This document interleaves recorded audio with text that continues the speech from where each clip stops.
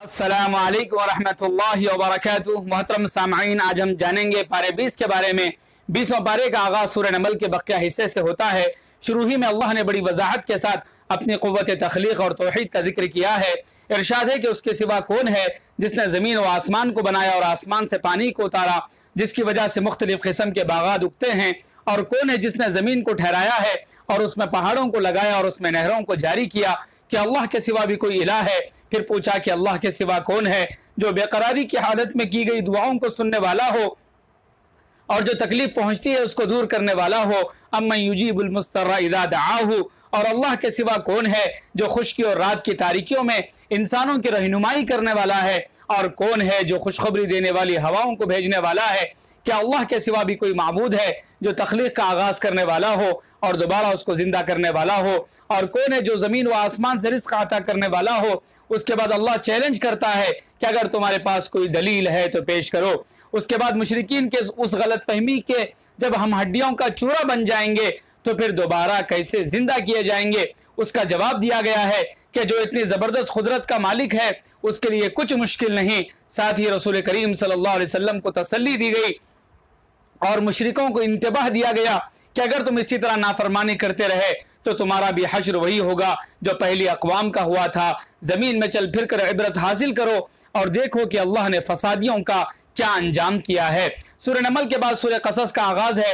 फिरौनियों के सिलसिले के एक बादशाह को अल्लाह ने बहुत ताकत दी थी, लेकिन वह सरकश हो गया और जुल्म सितम शुरू कर दिए। उसने अपने ज़ेर निगी रियाया को मुख्तलिफ गिरोहों और तबकों में तकसीम कर रखा था। बनी इसराइल उस वक्त सबसे ज़्यादा मजलूम थे। अल्लाह ने उनको फिरौन से नजात दिलाने के लिए मूसा अलैहिस्सलाम को मबऊस किया। शुरू में अल्लाह ने हज़रत मूसा अलैहिस्सलाम की विलादत का जिक्र किया है कि फिरौन एक बरस तक बनी इसराइल के बच्चों को कत्ल करवाता और अगले बरस उनको जिंदा छोड़ देता। हज़रत मूसा उस साल पैदा हुए जिस साल फिरौन ने बच्चों के कत्ल का हुक्म दे रखा था। अल्लाह ने हज़रत मूसा की वालिदा के दिल में ख्याल डाला कि जब खदशा हो कि फिरौन के कारिंदे आ पहुंचेंगे तो बच्चे को झूले में लिटाकर समंदर में डाल दें। लहरों ने झूले को फिरौन के महल तक पहुंचा दिया। फिरौन की बीवी आसिया ने झूले में खूबसूरत बच्चे को देखा तो सिफारिश की अपने शोहर से कि उसे कत्ल ना करें, ये मेरी और आपकी आंखों की ठंडक बनेगा, हम इसको बेटा बना लेंगे और ये हमारे नफा बख्श भी हो सकता है। बच्चे को दूध पिलाने वाली औरत की तलाश हुई तो हजरत मूसा अलैहिस्सलाम की बहन ने कहा कि मैं एक औरत को जानती हूँ जो इस बच्चे को दूध पिलाए। यूँ अल्लाह ने हजरत मूसा को उनके वालिदा से दोबारा मिला दिया। हजरत मूसा अलैहिस्सलाम को अल्लाह ने इल्म हिकमत से सरफराज किया था। एक दिन फिरौन के कबीले का एक आदमी बनी इसराइल के एक आदमी से लड़ रहा था।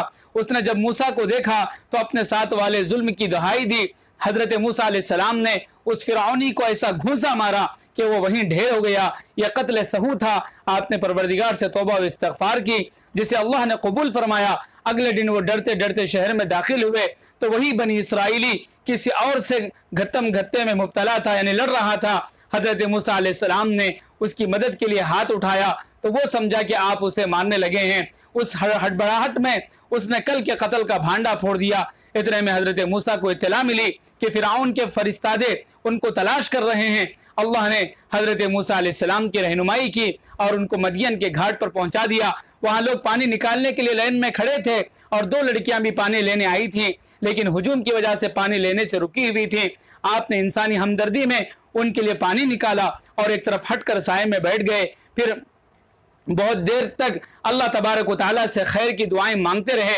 एकाएक उन्हें दो लड़कियों में से एक इंतहाई शर्म हया के साथ चलती हुई उनके पास आई और कहा कि मेरे बाबा आपको बुला रहे हैं ताकि आप जो हमारे काम आए हैं उसका सिला दिया जा सके। हजरत मूसा मदियन के उस बुजुर्ग शख्स के पास पहुंचे और अपने हालात से उनको आगाह किया तो उन्होंने कहा कि आप मेरे पास रहें और अपनी एक बेटी की शादी हजरत मूसा अलैहिस्सलाम से कर दी। 10 बरस के बाद हजरत मूसा अलैहिस्सलाम ने वतन वापसी का इरादा फरमाया। रास्ते में कोई तूर के पहाड़ के पास से गुजरे तो दूर से आग जलती हुई नजर आई। अहलिया से फरमाने लगे कि तुम जरा ठहरो, मैं तूर से आग लेकर आता हूँ, उससे सर्दी दूर हो जाएगी। तूर पर पहुंचे तो अल्लाह ने आवाज दी क्या मूसा, मैं खुदा अजीज व हकीम हूँ। यहाँ आपको अल्लाह ने नबूवत से सरफराज फरमाया और आपके आसा को मौजिजाती आसा और आपके हाथ को यद बैजा यानी नूरानी बना दिया। आपने अल्लाह से दुआ की कि मेरे भाई हारून को भी नबूवत अता फरमा दे। ये दुआ भी कबूल कर ली गई। हजरत मूसा फिरौन के पास दावत दीन लेकर पहुंचे तो उसने दावत को कबूल करने से इनकार कर दिया। मूसा अलैहिस्सलाम ने हर तरह उसको समझाया मगर वो ना माना, यहाँ तक कि अल्लाह ने उसे और उसके लश्करियों को समंदर में डुबोकर हलाक कर दिया। हजरत मूसा और उनकी कौम का ये वाक़या अपने अंदर कई नसाए और हिकमतें लिए हुए है कि मसाइब व आलाम में सब्र करना और अल्लाह की जानिब मुतवज्जे रहना हमेशा अच्छे नताइज देता है। आदमी जब मसाइब व मुश्किलात में अल्लाह पर भरोसा करता है, अल्लाह उसकी ज़रूर मदद करते हैं। जब आप अल्लाह के रास्ते में कुर्बानी देते हैं तो अल्लाह आपके दुश्मनों में ही आपकी हिमायती पैदा कर देते हैं। बातिल जिस कदर ताकतवर क्यों ना हो, आखिर उसे नाकामी और उसका मुकद्दर बनती है।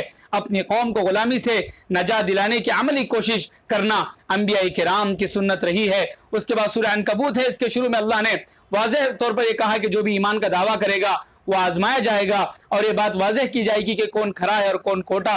और हमेशा से ऐसा हुआ है कि जो लोग ईमान लाए वो आजमाए गए। उसी की मिसाल के तौर पर अल्लाह ने इस सूरत में पिछली कौमों और अफराद हजरत नूह, हजरत इब्राहीम, हजरत लूत, हजरत सालेह अलैहिस्सलाम का जिक्र किया है, जिन्होंने वक्त के हाकिमों के जुल्म और इस्तिबदाद की परवाह न की और अल्लाह की तौहीद पर बड़ी इस्तिकामत के साथ जमे रहे।